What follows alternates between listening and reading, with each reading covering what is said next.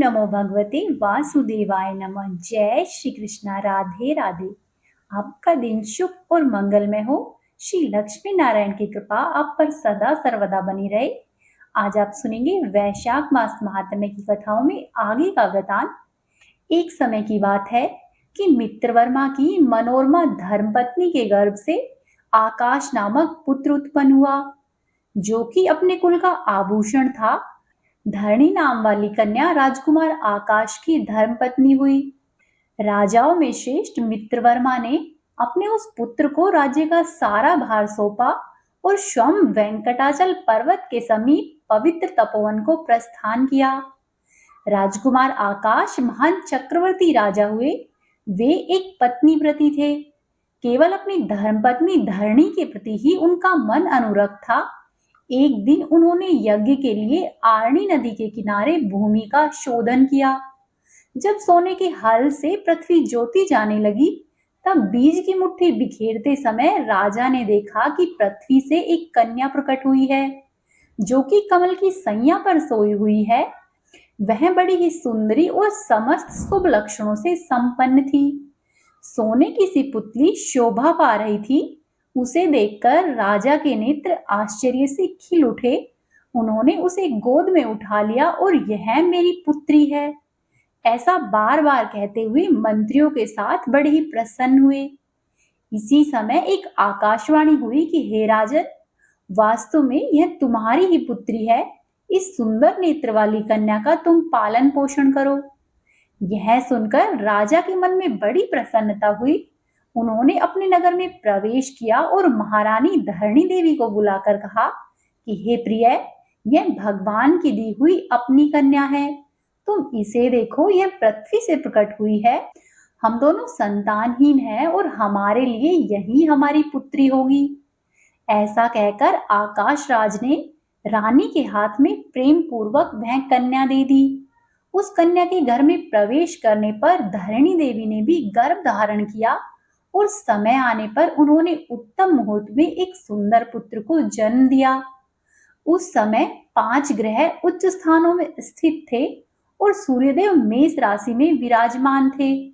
उस पुत्र के जन्म काल में देवताओं की दुंदुभी बज उठी तथा राजा के घर में फूलों की वर्षा हुई।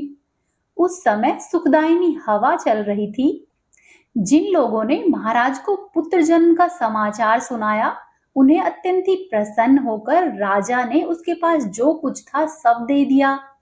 केवल छत्र और चामर ही अपने पास रखे।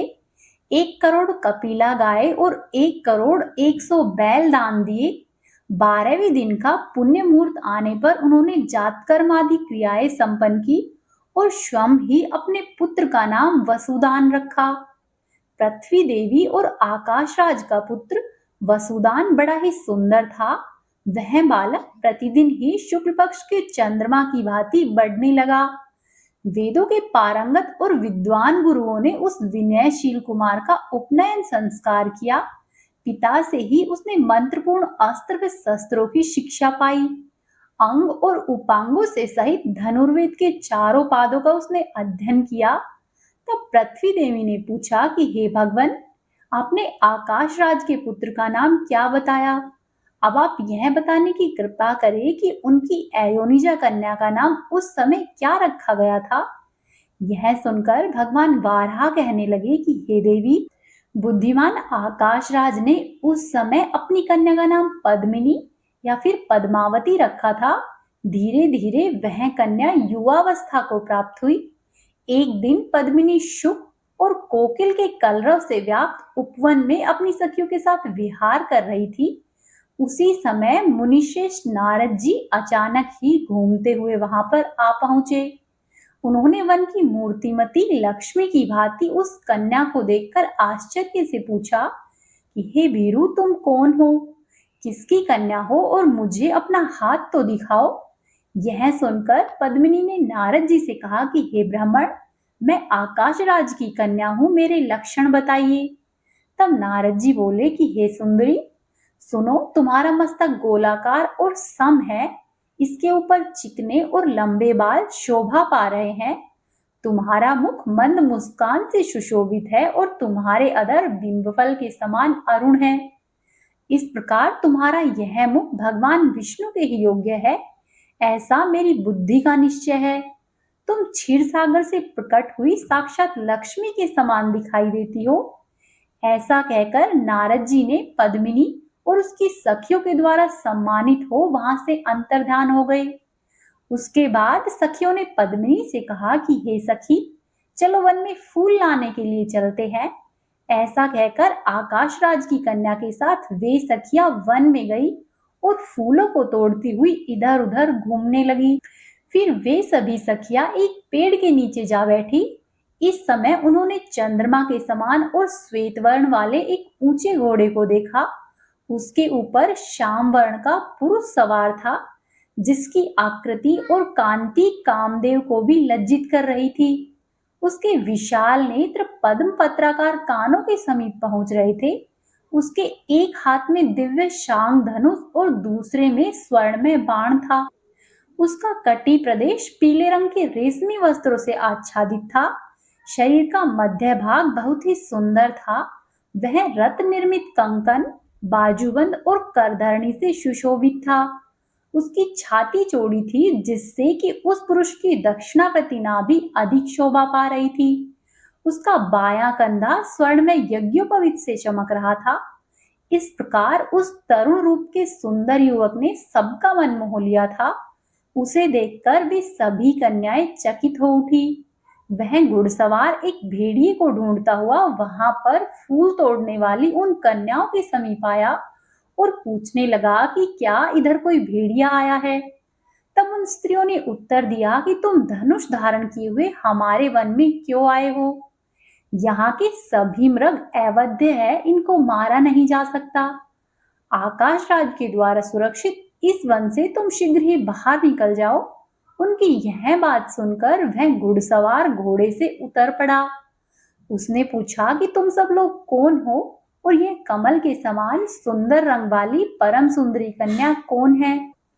उसका यह प्रश्न सुनकर सभी सखियों ने एक साथ उत्तर दिया कि शूरवीर, ये हमारी स्वामिनी है, इसका नाम पद्मिनी है और ये आकाशराज की पुत्री है और इनका जन्म पृथ्वी से हुआ है। हे सुंदर शरीर वाले पुरुष, तुम अपना परिचय दो। तुम्हारा नाम क्या है, निवास स्थान कहाँ है और तुम यहाँ पर किस लिए आए हो? सखियों के इस प्रकार पूछने पर उस पुरुष ने मंद मुस्कान युक्त मुखारविंद से इस प्रकार कहा कि मेरा नाम अनंत है। तपस्वी लोग रंग, रूप, नाम इन दोनों ही दृष्टियों से मुझे कृष्ण कहते हैं।